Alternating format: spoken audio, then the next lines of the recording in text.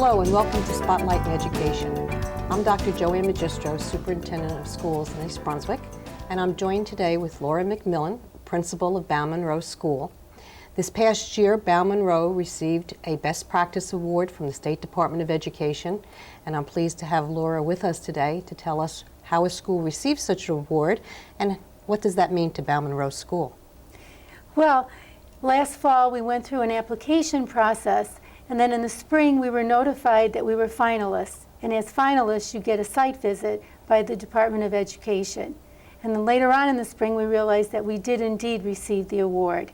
And the Best Practice Awards are given by the state for unique and innovative programs that result in higher student achievement. And we're elated and very proud of this award because we're probably one of the few, if not the only elementary school in the state that has a program that really encompasses workplace readiness skills, which is the category under which we did receive the award. Tell us a little bit about the Best Practice Award that you received. What was it for? The award was for our program called Student-Directed Learning. Students select topics, their own choice, which they do research. Then they determine the type of research that they're going to do, and then they create presentations that they give to their peers, to other students on other grade levels, and to their parents. It's a very unique program because the students really are truly directing their own learning. They have real choice, and then they have an opportunity to kind of pull together and apply all sorts of skills. The language arts skills, reading, writing, but even more importantly, those work readiness skills I spoke about, where they're really accessing and using information, they're learning how to use technology.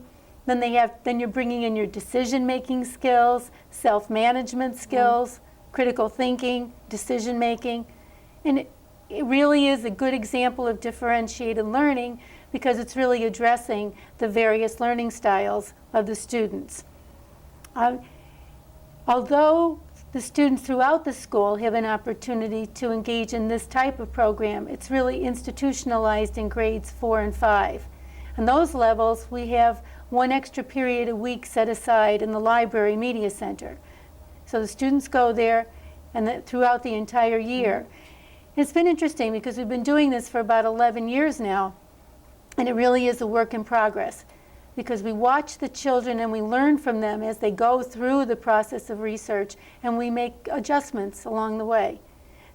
This year, because we have sometimes 2 or 3 staff members in each group, we have decided to put the students in small groups or cohorts so that a teacher will really guide a smaller group of students, even though she may be available to the larger group. And we're going to see if that makes a difference, and especially the quality of the presentations.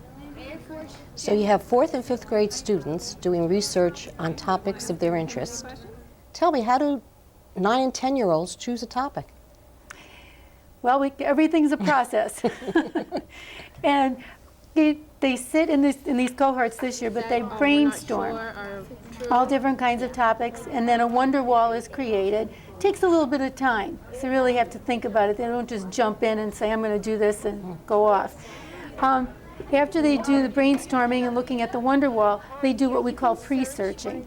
So they'll go into the library and they'll look at some of the sources to find out, one, if they really are still interested in that topic, and secondly, if there really are appropriate resources available for them.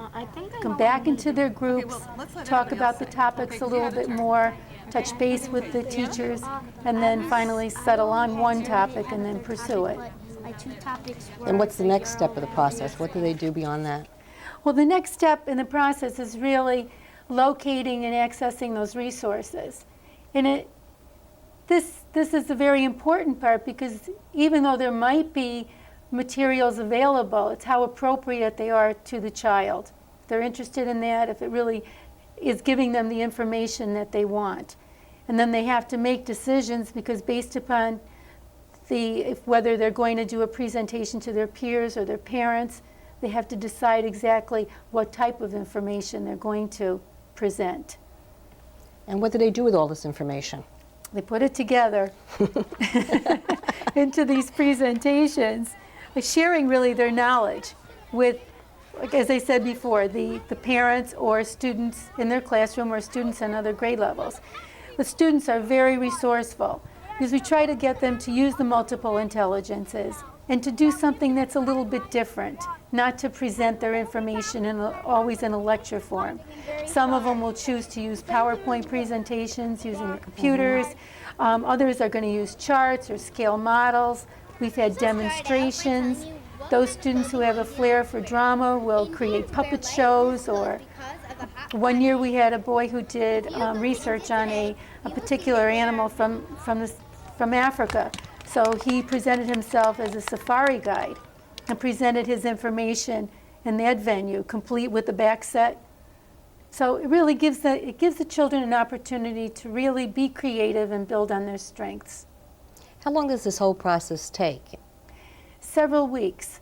We do 3 presentations each year. The first is to the students on their own grade level, because then part of the process too is really to assess the presentation. So they give each other feedback, what you did well, and then they try to determine if I were going to do this again the next time, what adjustments would I make, how can I make it better. So their first run is with their peers.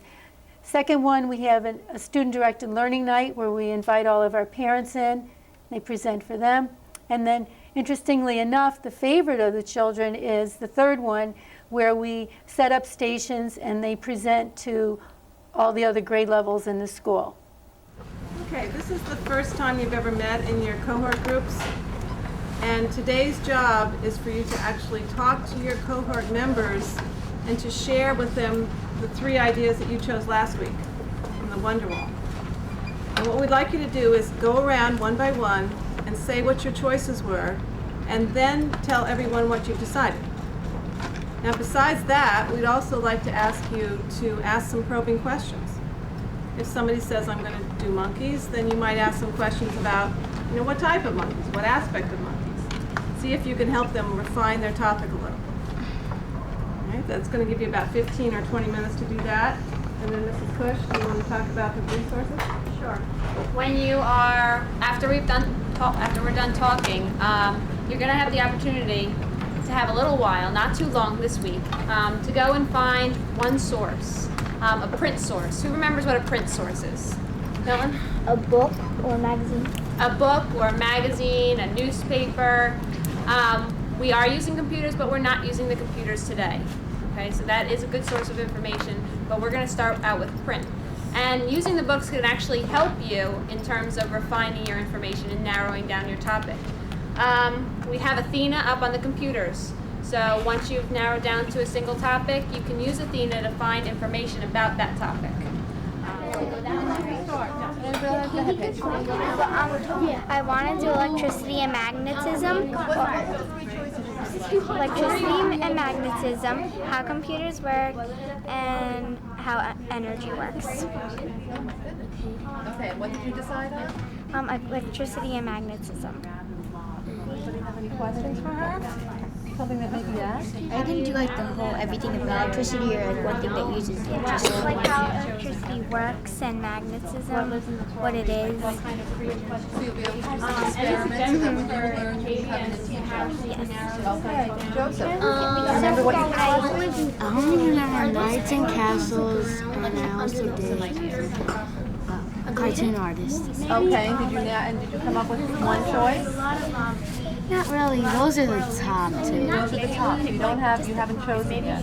Okay. I think you shouldn't do photography. You should do how tornadoes work, because photography, Mrs. Ravi said that it's kind of like a big thing, and there's not a lot of time, and you should do it. And I don't think only one person can do all of it at once, because it's a big subject, and if someone asks a question, then probably might not know, because you have to research a lot. That's a good recommendation. Photography is a very large topic for 6 weeks, and you know what happens with photography? As you start going into the research, it gets very specific in the vocabulary, and it's written really for adults, many of the photography books. It's hard to find a photography book written for kids. So that might be something you want to take into account when you're thinking. Okay, so maybe I'll do tornadoes. What's your suggestion? If you do tornadoes, last year. There are three kinds of tornadoes. I think maybe we should just do one because for the three it took us a while to get all the information. I read this book before and it was interesting, and I found a lot of detail just out of one book, so I decided to do this. Great. Anybody want to ask him questions? Oh yeah, I know. Yes? What are you gonna do about? What are you gonna try to find about the USS? No, I'm just going to tell about all the things that happened on it, like about all the fighting. Okay, Andrew, you want to ask some questions? You don't have to raise your hand. Yeah, okay. Like, which way did the USS Arizona tilt when it was like sinking? Okay, well, maybe we don't want to get into the question about, we're talking about topics right now. I'm sure he'll be able to answer that question when he's finished studying. Hopefully. That's a great And topic. there's a memorial actually over this boat where it was. Who wants to say? Deb? I'm doing German short-haired pointers and Cocker Spaniels. I'm doing the comparisons of them. Okay. And the other topics I picked were the Ural Mountains and Australia. Okay. And you've decided on? The German short-haired pointers and Cocker Spaniels. Okay. Why did you decide that? Because I like dogs and I think that would be an interesting topic to find out. Like, even though they're two very different dogs, they could have lots of similarities. I was going to do either parapsychology or telekinesis, and I decided I was going to do parapsychology because I found more information on parapsychology, and it will be easier to find more information because it's more than one topic. Did you want to ask a question? Yeah, what is Psychology. It's kind of like the study of things that we're not sure are true. Yeah, kind of like seeing the future and making things move with your mind. That's going to be a really interesting but a really challenging. Okay, let's let Milton go talk about his. All right. My three choices were football, paintballing, and magnets and how they pull. I decided to do magnets because I thought there would be more information about magnets than like paintballing because it's probably not. Okay. I think I know what I'm gonna do. Okay, well, let's let everybody else say. Okay, because you had a turn. Okay, who didn't take? Deanna? I only had two. I didn't have a third topic, but my two topics were the Ural Mountains and what life would be like in Antarctica. And I decided to do what life would be in Antarctica. And I'm gonna try to find out like what they have to wear, like if they're only allowed to be out there like for a certain amount of time or anything. Okay. So now If you're using Athena, you want to use Athena. 387. Here, you can search one of yours and I'll ask. Alright. Deborah, could I use that one after you? Yeah. German.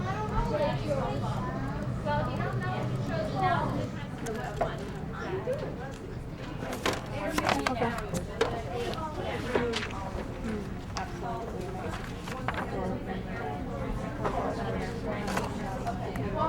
Electricity and how to use it? No, we have it. We're only getting one book each. That's it. Check Athena. I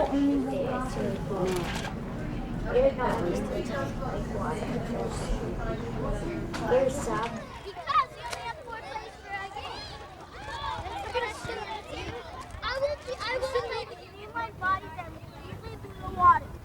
They are the only mammals other than manatees, sea cows, that live their entire lives in the water, and the only mammals that have updated to life in the open ocean.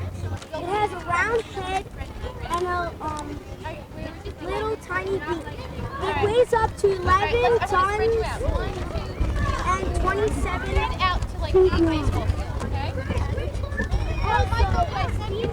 Recent studies have found that orcas are among the most contaminated marine mammals in the world. Pollution and chemical contamination makes orcas more susceptible to diseases and likely cause And its average distance from the sun is 3.7 billion kilometers.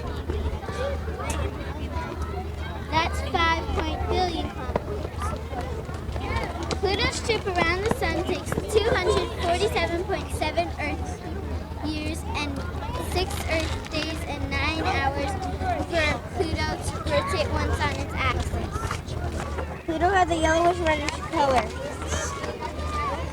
Some of Pluto's rocks are digging very far.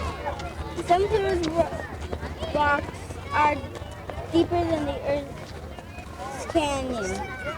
And he's telling Derek Jeter, that's Derek Jeter, that he became captain on June 2nd, 2003. This is Derek Jeter getting Austin Kearns out on the team that they're playing.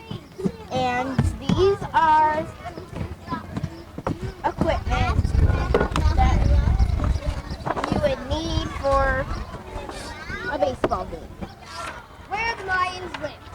They made a poster of this certain area in Central America, including Mexico, Guatemala, Honduras, and Belize and El Salvador. The Lions had many sites over this whole area. They lived in many places. Okay. And now Chris will be telling you about numbers. Okay. The Mayans had many different numbers and they created 0.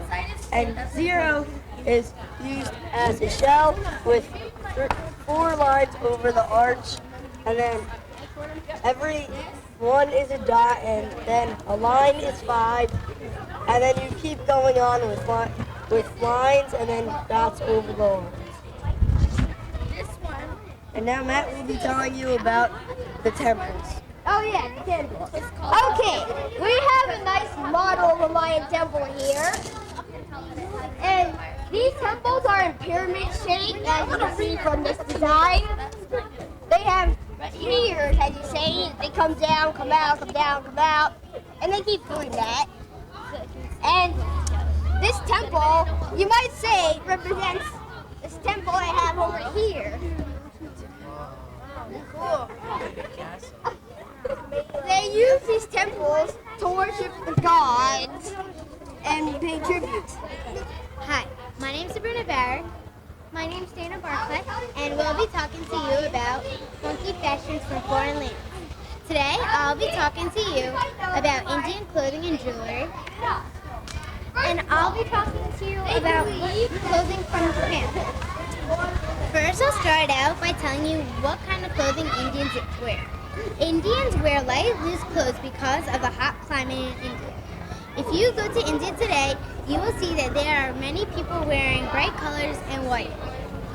Women wear saris and a blouse and Punjabi salwars. Here's an example of a Punjabi salwar.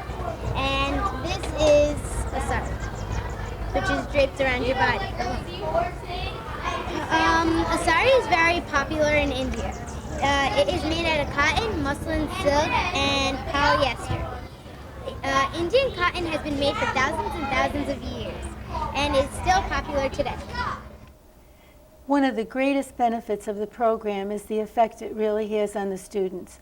They have an extreme sense of accomplishment and satisfaction. And you know, traditionally they have voted to have this non-graded. And really that's remarkable because they really are valuing the fact that they've done it and really having that inner satisfaction, that intrinsic value that's really hard to teach. And I think that that's one of the greatest things that comes out of this particular program. Well, this certainly is a wonderful program. How are we spreading the word and getting this concept to the other schools, the other elementary schools in our district? Well, there are several elementary schools who are doing student-directed learning as well. You may not see the exact same type of structure in place, but the philosophy is there, and the students are doing the work on self-selected topics and the research and the presentations. In Hammarskjöld, they've changed the title. It's Research and Discovery, to try to lift it up, a level for the students, and but yet continue with that same type of spirit. Well, I know you're very, very proud of this program. Tell us some other things that you're proud of at Bowne-Munro. Well, one of the other highlights, and I think something that the children really remember the most in their elementary experience, is our Kinder Buddies program.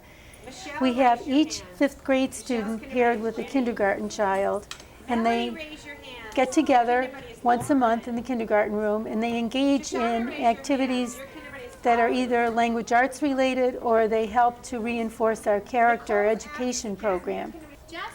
you'll be seeing a clip in which the children, 5th grade children, are performing skits that they've created to teach the kindergarten children the concept of the monster, the mouse, and me.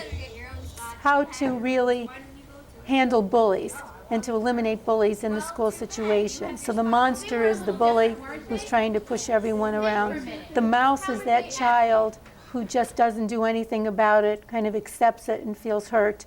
And the me is what we're trying to train the children to be themselves, to stand up for themselves, and to be assertive in a positive way. So 5th graders are teaching this to the kindergartners. Out to the line now. Get out of the line. No, this is my spot. You better get your own spot. You have your own, so why don't you go to it? No, I want to be first. Well, too bad. You have your spot. Maybe tomorrow you can be first. Get out of the spot. No, I do not like how you're pushing me in. Please stop. I'm gonna have to go back to sleep.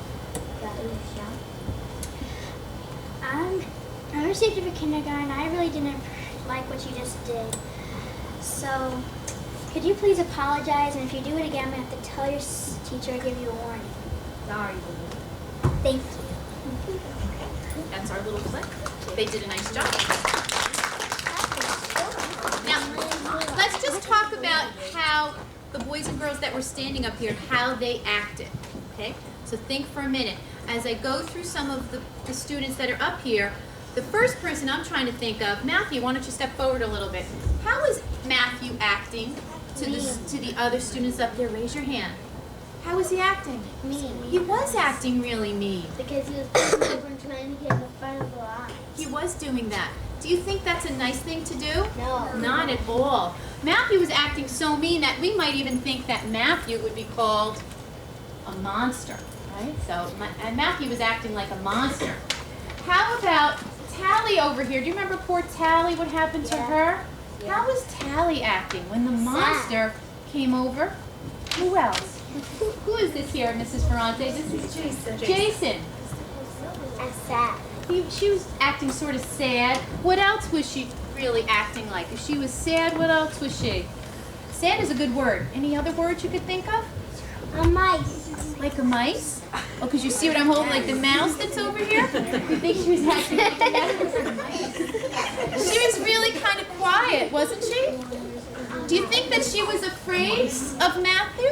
Yeah. Yeah, a little bit. Okay. How about the other two? Lauren and we have Frank. What were they doing? Anything different? They were a little different, weren't they? Caitlin. They're being good. They were being good, that's true. They were being good, and they were also trying to do something for what? What were they trying to do? When Matthew tried to bully them, what did they really do? What did they really do? They were trying to stick up for themselves. They were trying to stick up for themselves, that's true. They were acting like a me person. At Bowne-Munro, we want students to really stick up for themselves, like you said. They have to be able to say, I don't like when you're doing things like that to me. So they're me people. Okay? And Jasmine is special because she's there to help. I got my belt working now. You have it working now? Good. It looks better. It looks much better.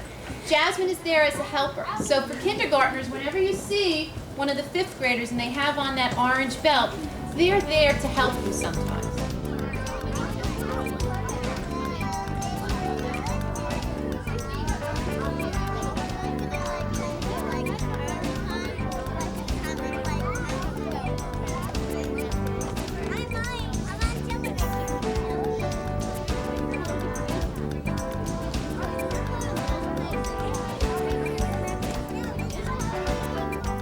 And it's terrific. It's good because it's they accept it and they understand it better from the students than from the teachers. That's good. It's a good program. I really appreciate you coming today and sharing these great things that you're doing at Bowne-Munro. And this is a special year for your school, celebrating its 50th birthday, shall we say? How do you plan to celebrate? Well, we have a variety of activities scheduled for the children. They'll be doing some research on the 1950s, the era in which the school was created. We're going to have a sock hop for them, and then of course a birthday celebration with cake. And then in the spring, on May 24th, April 24th, we're going to be having a Bowne-Munro community celebration, so that we'll be able to have people, you know, from past and present from Bowne-Munro School really celebrate with us. So we're looking forward to it. Well, I have to say the students are very lucky at Bowne-Munro. You're an outstanding principal, you have a super staff, and I really appreciate you coming today and sharing these things with us. And I want to thank the audience for watching, and thank you again. My pleasure.